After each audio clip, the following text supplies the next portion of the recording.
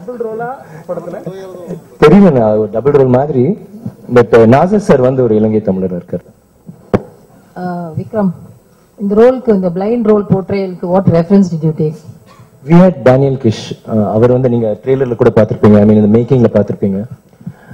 He's actually நாங்க என்ன plan பண்ணிருக்கோம்னா, படம் வந்ததுக்கு அப்புறம் அவரை கொண்டு வந்து இங்க ஒர்க் ஷாப்ஸ் பண்ணலான்ட்டு. அவர் வந்து நம்ம வந்து கண் தெரியாதவர்கள்லாம் வந்து அவங்க அப்படியே இருக்காங்க, அவங்க வந்து அவங்களுக்கு வந்து எந்த ஒரு மாற்றமும் கிடையாது.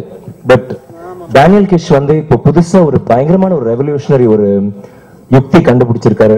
எப்படி அவங்களும் நம்ம அளவுக்கு செயல்படலனா கூட அவங்க வந்து ஒரு அட்லீஸ்ட் 25% இம்ப்ரூவ் பண்ண. அவர் சைக்கிள் கூட ஓட்டுவாரு. ஒரு 8 மாசமா இருக்கும்போது பிளைண்ட் ஆயிட்டாரு. ஸோ அவருக்கு வந்து ஜென்ரலா is almost like a blind person.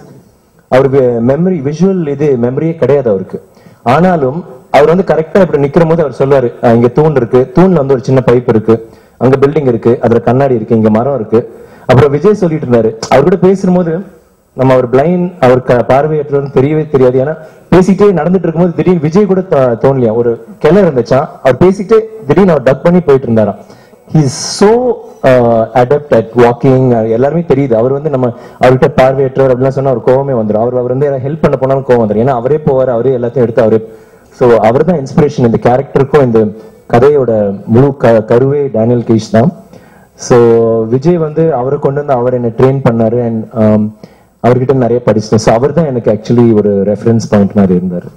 ஏற்கனவே காசி படத்துல Vikram, there are just about 3 ladies in the film as leading roles. Yeah. Who do you think the chemistry worked out best? Amy. Obviously. இங்க எப்பவுமே press மீட்ல யார் உட்கார்ந்துருக்காங்களோ அவங்க தான். அது வந்து normal rule. So one final question to Mr. Vijay. Sorry. Whoever's here, you Whoever. So Tamil நல்லா புரியுது இப்போ. So obviously she is a person. She is not supposed to understand it. How did you find that out? Mr. Vijay, one question to you. நீங்க வந்து பேசிக்கலா கான்செப்டலைஸ் பண்ண அந்த theme வந்து very able to translate full-fledgedly or you satisfied with the outcome? Yeah, I'm very happy because after காசின்னு ஒரு படம் பண்ணிட்டாங்க, அது ஒரு ஆல்ரெடி ஒரு எட்ஜுக்கு போயிடுச்சு. விக்ரம் சார் பிளைண்டா பண்ணி அது நிறைய படத்துக்கு ரெஃபரன்ஸ் அமைஞ்ச படம் அது. ஸோ திருப்பி விக்ரம் சார் வச்சு ஒரு கேரக்டர் வந்து பிளைண்ட் இருக்க பண்ணும்போது so I be very careful. So வந்து டைரக்டர் கோச்சிக்குவாரு, கதை சொல்லிடாதீங்க அப்படின்னு டைரக்டரே சொல்லி 9 கேரக்டர். ஸோ நிறைய கேரக்டர்ஸ் இருக்கு. சார் ஆன்சர் வரல சார். விக்ரம், இந்த ஸ்கிரிப்ட் எழுதின அப்புறம் ஸ்கிரிப்டோட பேசிக்கா ஒரு நட் சர்ச் பண்ணும்போது கேமராமேன் நீரஜ் தான் கொடுத்தாரு டேனியல் கிஷை பத்தி. ஒரு ஆர்டிக்கல் வந்திருந்தது. டேனியல் கிஷ்ன்றவர் அமெரிக்கால லாங் பீச்னு ஒரு இடத்துல இருக்காரு. நாங்கள் அவரை படிச்சிட்ட அப்புறம் நாங்கள் டிசைட் பண்ண இந்த ஃபார்மேட்டை யூஸ் பண்ணோம் படத்தில். அது என்னன்னா எக்கோ லொகேஷன். எக்கோ லொகேஷன் எப்படின்னா, எப்படி வந்து பேட் வவால் எப்படி வந்து உலகத்தில் வந்து சவுண்டை ப்ரொடியூஸ் பண்ணி உங்களுக்கு பவுன்ஸ் ஆகி சவுண்ட் வரும் இல்லைங்களா, எதிரொலி மூலியமா. எதிரொலி மூலியமா அவங்கள பார்க்க முடியும். அதான், அதாவது சீயிங் த்ரூ சவுண்ட், அதான் அவரோட கான்செப்ட். அவரோட ஃபவுண்டர் வந்து டேனியல் கிஷ் தான். ஸோ நான் அப்போ அவரை மீட் பண்ணேன், யூஎஸ்ல போய் மீட் பண்ணி ஒரு 2 days அவர்கிட்ட ஸ்டே பண்ணியிருந்தேன். ஸ்டே பண்ண அப்புறம் தான் அவரை பற்றி ஒரு ஃபுல் கான்செப்ட் என்ன அவங்க யூஸ் பண்ணுறாங்க, ஸோ அப்படியே படத்தில் வச்சா நல்லா இருக்கும் அப்படின்னு நாங்கள் டிசைட் பண்ணோம். அவர் படத்தில் ஆக்ட் பண்ணியிருக்காரு. படத்தில் விக்ரம் சார் ட்ரெயின் பண்ணுவார், படத்தில் நேரும் அவர் ட்ரெயின் பண்ணார்.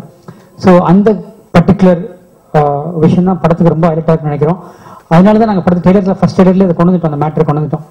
இது ஒரு பெரிய கண்டிப்பாக படத்தோட யூஎஸ்பியா தான். அதை வந்து நாங்கள் ஃபர்ஸ்ட் சொன்னதுக்கு காரணம் என்னன்னா, டேனியல் கிஷ் வந்து மெட்ராஸ்க்கு வராரு. அவர் நாங்கள் ஆடியோ லான்ச் படம் லான்ச் அப்போ தனஜன் சாரோட சொன்னப்புறம் கொண்டு வருவோம். அவர் வந்து ஒரு லைவ் டெமான்ஸ்ட்ரேஷன் கொடுப்பாரு எப்படி இந்த எக்கோலொகேஷன் ஒர்க் ஆகுதுன்னு. என்னன்னா, இந்த கேரக்டர் ஒரு மித்து கிடையாது, இந்த மாதிரி ஒரு கேரக்டர் வாழ்ந்துட்டு இருக்கு.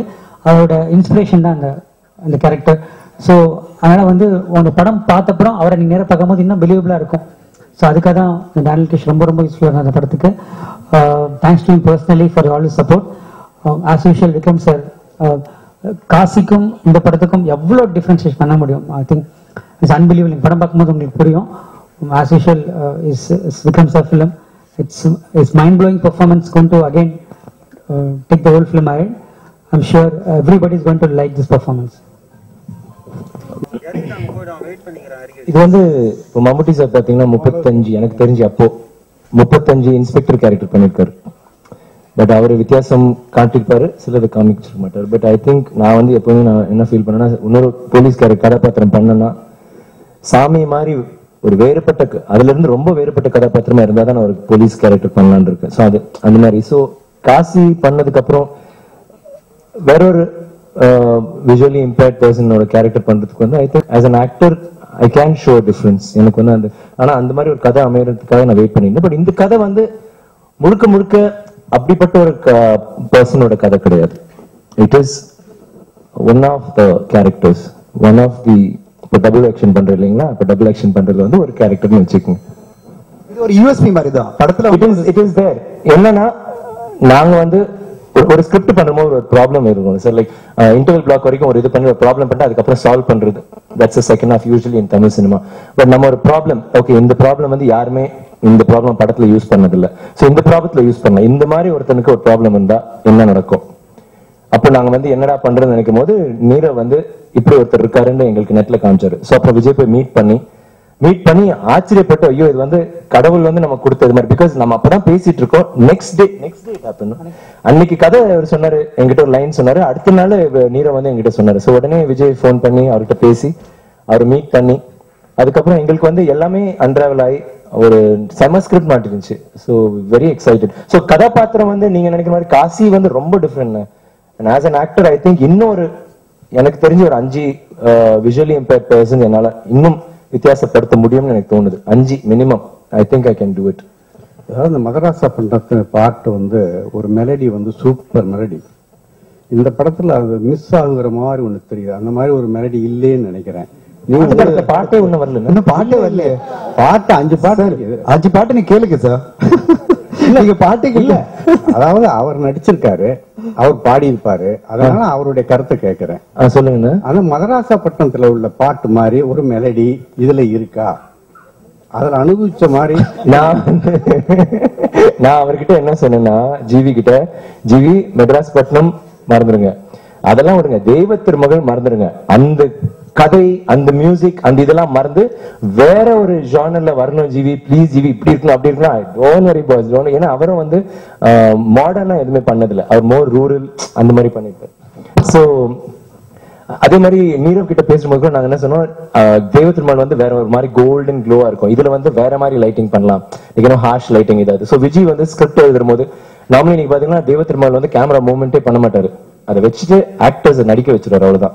இதுல பாத்தீங்கன்னா ஃபுல் மூவ்மெண்ட், குவிக் கட்ஸ் எல்லாம், like his making it self was very different. So நாங்க என்ன பண்ணோம்னா, இந்த படம் நாங்க வந்து இப்போ அடுத்த இது பண்றோம் இது டோட்டலா டிஃபரெண்ட். இப்போ நெக்ஸ்ட் சப்ஜெக்ட் நாங்க பண்றோம் இந்த 2 படத்துல இருந்து இன்னும் வேறுபட்டு, இப்போ விஜய் வந்து வேற படங்கள்லாம் பண்ணுவாரு, பட் நாங்க பண்ற படங்கள் வந்து he will be different in each movie.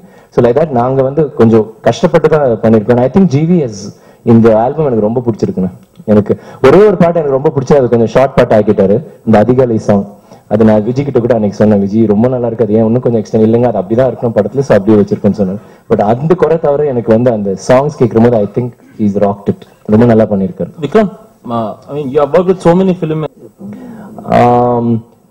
As a filmmaker, he's got a background of, he's worked with Priyan sir and all that. ஆனா அவருக்கு வந்து ads நிறைய பண்ணிருக்காரு, ஸோ அவருக்கு வந்து ஷார்ட்ஸ் இதெல்லாம் பிரமாதமா இருக்கும். பட் அவரோட ஸ்ட்ரென்த் அதெல்லாம் விட I think his story writing capabilities. அவருக்கு என்ன அப்பப்போ ஒரு கதை சொல்லுவாரு, his ஸ்டோரிஸ் வந்து எப்பவுமே ரொம்ப இன்ட்ரெஸ்டிங்கா இருக்கும். he's லைக் ரொம்ப லைக் புதுசா யோசிப்பாரு. அதுக்கு அடுத்தது இன்னொரு கதை சொல்லும் போது அதை விட வேற ஒரு களத்துல ஹீஸ் லைக் தட் மாத்தி சொல். So his story writing capacity is very good. At the same time is a very hard work. I think one of the நம்ம இண்டஸ்ட்ரியிலே லைக் நிறைய டைரக்டர்ஸ் ரொம்ப ஹார்ட் ஒர்க்கிங், அதுல Vijay is one of the top guys. Creatively பாத்தீங்கன்னா is one of the top guys. I think he is one of the hot shot young directors and is one of our future best directors. Definitely இப்பவே is there, but definitely. And இது வந்து இதெல்லாம் இல்லாமல் I think he is the sweetest person on earth. நீங்க யார் வேணாலும் கேட்டு பார்க்கலாம், அசிஸ்டன்ட் டைரக்டர்ஸ் தவிர. அவங்க மட்டும் சொன்னாங்க ஐயா ரொம்ப திட்டுறாருன்ட்டு, பிகாஸ் வேலை வாங்கணுன்ற இதுல திட்டுவாரு. எனிபடி யூ ஆஸ்க், அவ்வளவு நல்ல ஒரு நண்பன், அவ்வளவு நல்ல ஒரு சகோதரர், அவ்வளவு நல்ல ஒரு மகன் நினைக்கிறேன். He is one of the most gentlest and sweetest people in the world. I think Amy would work $1,000,000%. yeah $1,000,000%. So Vikram sir, வணக்கம் சார். நீ ஏன் அவ்வளவு வளைஞ்சு சொல்ற மீனாட்சி? மீனாட்சி வெக்கப்படாத மீனாட்சி, நீ கேளு. மற்ற ஹீரோயினுக்கு அவங்க எப்படி வித்தியாசமா இருக்காங்க? நீங்க என்ன தமிழ் கத்து கொடுத்தீங்களா? உங்களுக்கு எப்படி எக்ஸ்பீரியன்ஸ் பத்தி சொல்லுங்க. நான் அவங்களுக்கு தமிழ் கத்து கொடுக்குறேன். அவங்க எல்லாம் no, it's like first time I'm acting with an English lady. Oh. So how does it feel? Super. Meenakshi நான் அப்புறம் சொல்றேன். விஜய் யாருக்கு இம்பார்ட்டன்ஸ் அதிகம்? வந்து விக்ரம் சார் சுத்தா ஃபுல் கதை நடக்குது. ஸோ அனுஷ்காவும் ஏமியும் ரெண்டு பேருக்கும் ஒரு ஸ்ட்ராங் கேரக்டர்ஸ் பண்ணியிருக்காங்க. அதில் first of most of first of வந்து ஏமி இருப்பாங்க, போத் செகண்ட் ஆஃப் அனுஷ்கா இருப்பாங்க. விஜய் ஜகபதி பாபு பத்தி ஒரு மென்ஷன் இல்ல. I think I should tell about him because it's my mistake, I forgot about him. JB sir, அதான் இப்போ தமிழில் அவரோட தமிழ் டைட்டில் தான் JB சார்னு, JB அப்படின்னு வைக்கிறோம். One of the very fine actor. தெலுங்குல நாங்கள் கதை சொல்லும் போது ஒரு பியூட்டிஃபுல் கேரக்டர் படத்தில் விக்ரம் சாருக்கு ஒரு க்ளோஸ் ஃப்ரெண்டாக வராங்க. ஸோ இந்த படத்தை பொறுத்த வரைக்கும்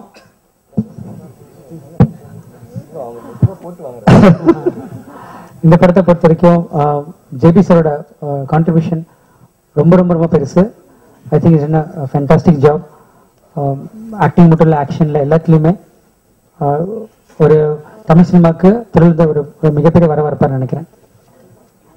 இல்ல பிஸ்தான், நீங்க வந்து தியேட்டருக்கு போயிட்டு சில டைம் பாத்துக்கல நயா படம் அப்படின்னு சொல்லிட்டு வந்துருவீங்க.